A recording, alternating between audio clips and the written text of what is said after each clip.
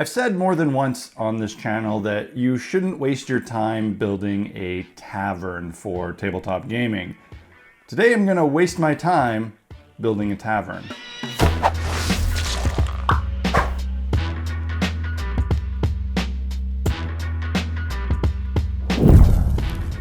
Hey guys, welcome back to Black Magic Craft. I know, I've said it more than once, don't spend a lot of time building a big, elaborately decorated tavern for D&D or whatever, because really, how much game time are you spending in that tavern that isn't just narrative? You're not fighting every battle in a tavern, and if you are, maybe consider taking your game out into more exciting environments. Anyways, that's besides the point. I actually do need to build one, but not for gaming. I still think that that is kind of a waste of time. I mean, do it if you want, because it's pretty fun, but I don't think it's a necessity. However, I have a need for one. My good friends, DM Scotty and the DMG Info, who are my fellow Tabletop Crafters Guild Masters, have another venture called Quest Givers, where they write their own modules that are easy to follow and great for any system and for game masters who play a variety of games. They have a Kickstarter going right now. I'll put a link, you can check it out if you'd like. I actually wrote a module with them a little while ago. They reached out to me and the three of us collaborated on a pretty cool adventure. At least I think it's pretty cool. It's written, it's gonna get released at some point, but we need some photos for the inside. And since it's a collaboration with me, it makes sense that it's gonna be my terrain and my builds in the photos. One of the photos we need is a tavern setting.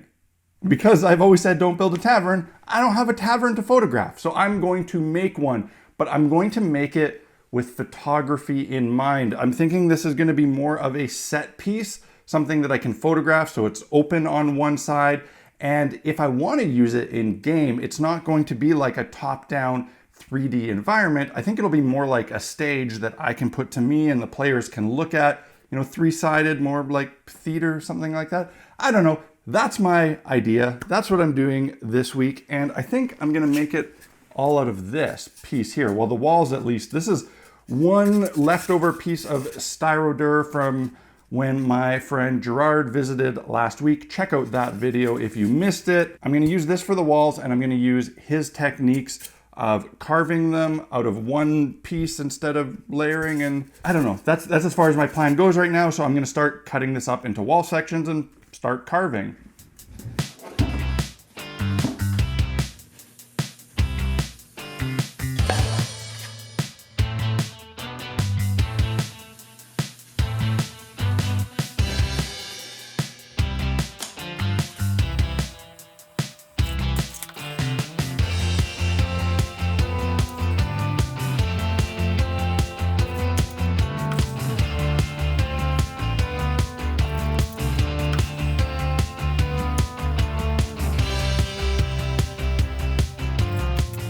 Since I'm going to be trying to emulate Gerard's techniques, I'm going to use his tools. I use these little templates that he left me. These are prototypes for something that should be a stretch goal in his upcoming Kickstarter, but he left them with me and I'm going to use them here to trace out my timber and stucco pattern on my walls, much like he showed me on this example. I only want to use this portion of the pattern because it fits these windows very nicely and I don't want details as small as these little X's. So I'm just gonna use this section repeating. And I'll start by sharpening my pencil better.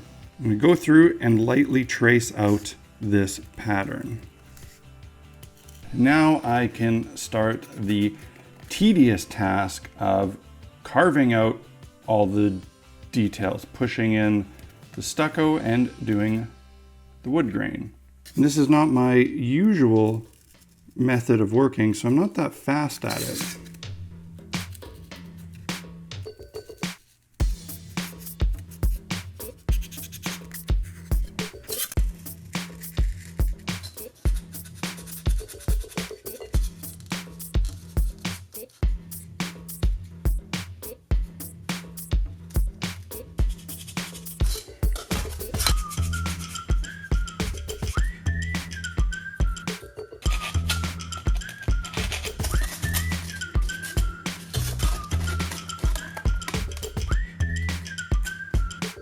This is actually going pretty well for me. I can't say it's necessarily that fast. It's a bit tedious, but it is certainly working. And I gotta say, working with this green Styrodur foam is a lot nicer than working with the pink Foamular. So it's a real shame that this isn't the stuff that's readily accessible in North American hardware stores. I'm gonna enjoy it while I have it, and I'm gonna keep going, and I think I'm gonna spend the better part of this day just carving out all my wall sections, because I need several of them, and then hopefully I can get them at least all carved and done today so I can paint them tomorrow.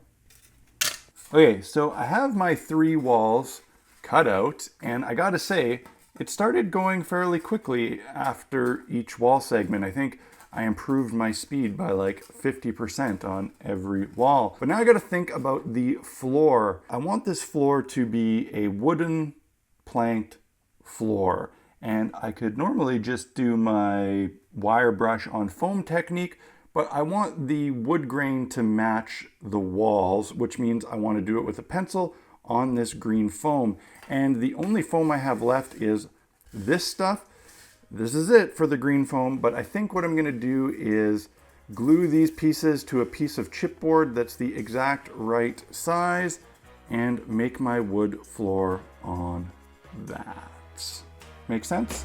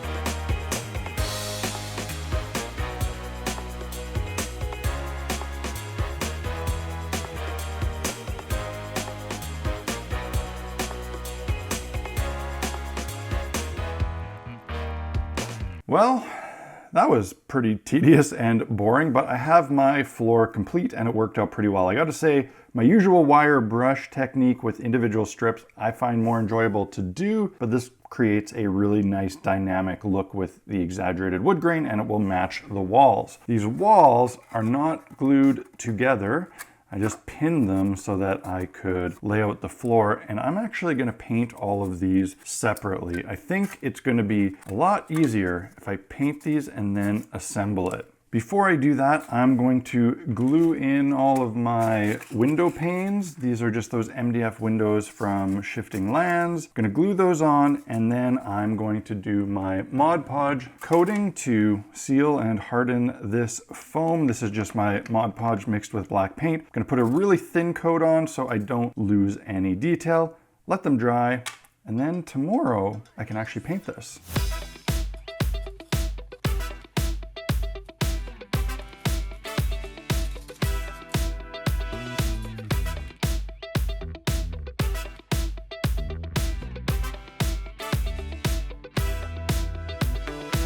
All right, I'm feeling pretty good about where I've ended up by the end of the day. I have my 3 walls and my floor completely done and Mod Podged. And if you're thinking, hey, how does this Mod Podge mixture look so black? Does yours always come out looking kind of gray? Mine does too. Sometimes if I want a really flat black surface to paint on like I do for these, after the Mod Podge, I just go in with a thin coating of flat black craft paint. Makes the next step's a little bit easier as the paint sticks a bit better. So now I gotta think about my painting order on these. There's a lot of different things going on in a lot of really small places, so I can't just wildly paint everything. Gonna work from the bottom up, I guess. I think I'm first gonna paint out all the window frames in a really dark metallic so they look kind of like a leaded window, and then I'm gonna paint out all the wood so that I can go a bit wild with the dry brushing, and then I'll go in and carefully paint out the brick and the stucco. For the wood, I think I'm gonna go with my usual method of a watered down golden brown, maybe maybe like a tan brown. I don't know. We'll see.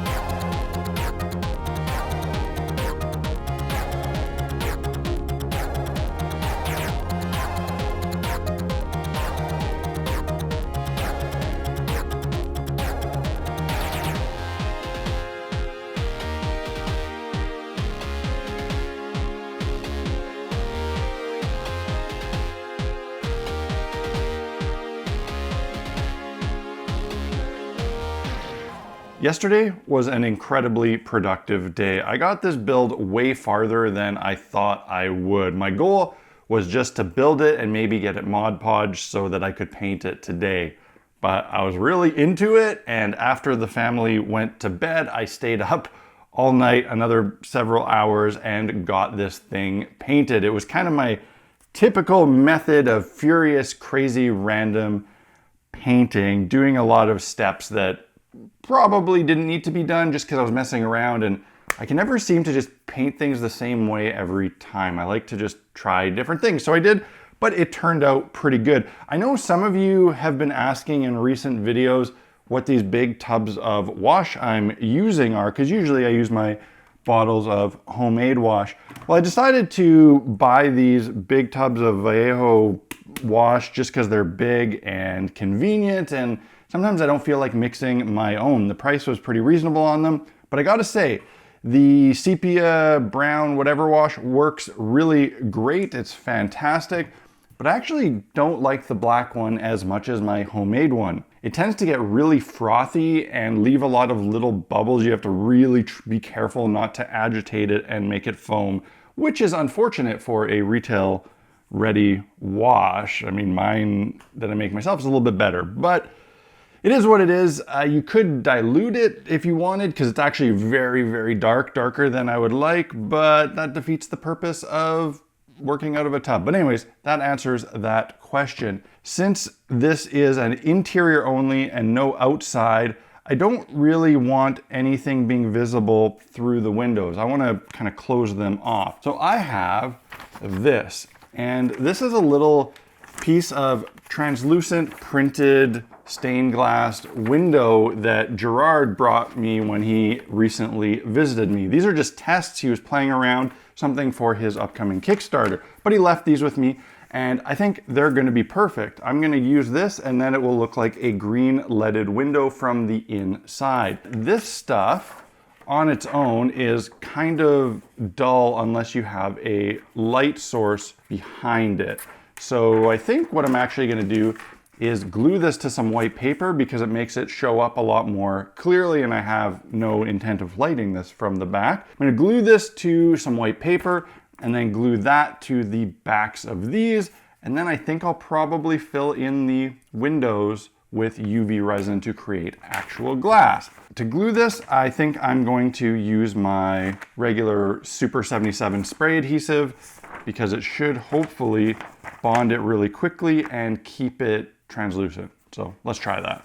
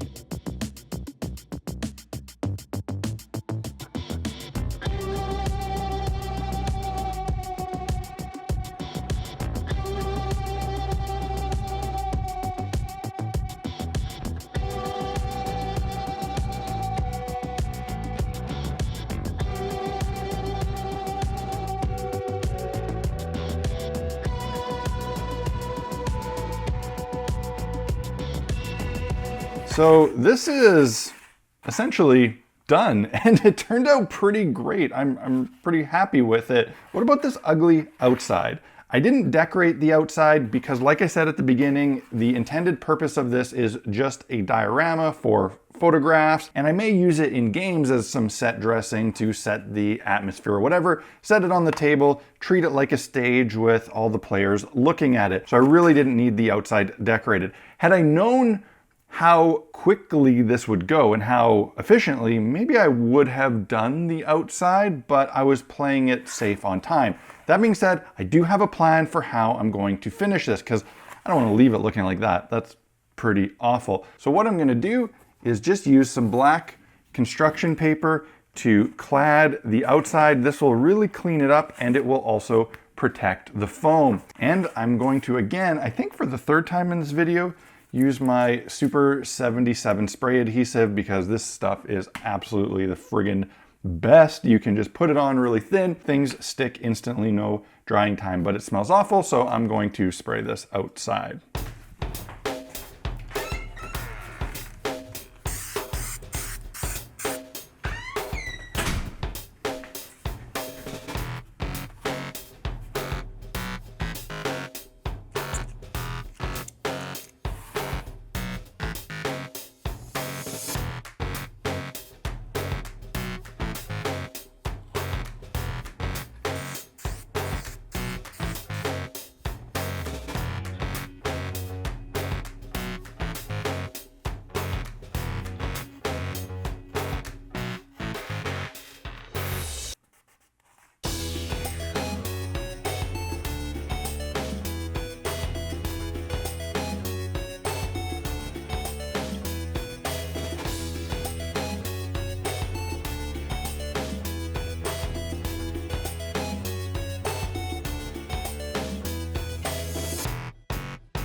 So that's it.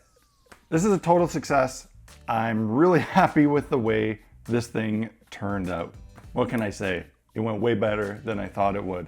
This is a project I've always avoided because I've thought that a tavern was not that necessary in game, but finally having a need to build one made for a really fun project. So I gotta admit, I kind of understand why people want to build a tavern. Of course, you can take some of the methods I used here and make a fully four-sided tavern with an outside and a roof and all that. But I do encourage you to consider maybe making an open area like this, missing the front wall, and treat some of your props more like a theater stage. I think it might play well with theater of the mind. I think it's a good mix of terrain and role-playing. Again, I'm building this specifically to create some photos for a module that myself and my friends Scotty and Gareth, the Quest Givers, wrote that we should hopefully be putting out in the next month or two. I'm not sure. Basically, it's all hinging on me finishing my work so I can photograph it. As soon as that is out, I will let you guys know, of course. And in the meantime, again, I encourage you to check out their Kickstarter. They're combining